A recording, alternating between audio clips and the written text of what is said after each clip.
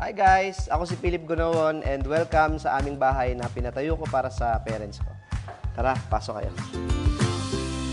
Isa po akong dating OFW. Nagpunta ako sa Spain para maghanap ng mas magandang opportunity para sa akin at para sa family ko din since ako nga yung breadwinner. Ang buhay sa abroad, mahirap kasi una malayo ka sa pamilya mo. Araw-araw, iniisip mo sila, nag-aalala ka sa kanila.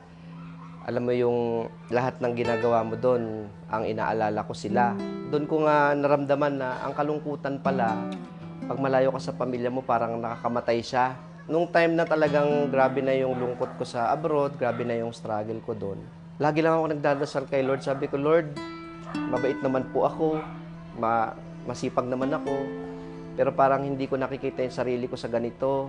And that time, bigla ko naisip yung dati kong work, sa isang radio station. Doon ko naman biglang narinig yung interview ni Direk RS. Kung yung sipag nung maid na sinasabi nyo, dinala sa front row. Ang trabaho ng katulong po ninyo is 16 hours, 12 hours. Dalhin po nyo yan sa networking. Mag-networking ka ng 12 hours. Puro milyonaryo ka na ngayon. Ay, nako. Yan ang... Front row, ito yung business na pwedeng magbago yung buhay mo. Actually, doon talaga yung malakas yung pakiramdam ko na there is something kay front row na tinatawag niya ako for this. Umuwi ako dito sa Pilipinas para pumunta sa front row. Hinahanap ko talaga yung front row. I think front row, binigay talaga sa akin ni God. I'm so happy na dahil sa front row, bukod sa napagbuklod-buklod niya ulit kami, ngayon hindi ko na sila kailangang iwan kasi napoprovide ko lahat ng kailangan nila dahil kay front row at masaya sila. At masaya ako na nakikitang masaya sila. Dahil lahat yan kay front row. Isa lang itong dating maliit na bahay. Ngayon, 3 palapag na siya. At doon ko kayo dadalhin sa taas. 4 kami nakatira dito sa bahay. Yung parents ko, yung kapatid ko, tsaka yung pamangkin ko. So, ito yung second floor. Ito yung... Meet my mama. Thank you, front row. Ito yung ref na tinadtad ko ng mga ref magnet ng mga travel ko sa abroad.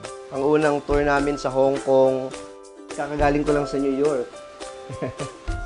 Tara, daling ko kayo dito sa loob ng kwarto ko.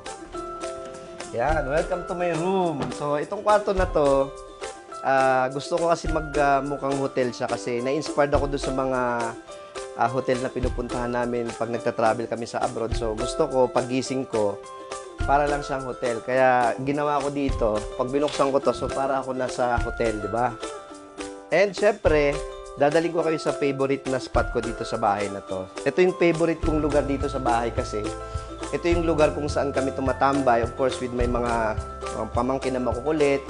Yung parents ko, dito kami nagkikwentuhan. Ang pakiramdam ko ngayon talaga sobra nag-uumapaw yung kaligayahan ko kasi yung promise ko sa kanila 9 years ago, sa wakas na natupad ko na. Which is itong bahay na to. Regalo ko to sa kanila. Ako si Philip Gunawon, isang dating OFW, and I'm proud to be front row.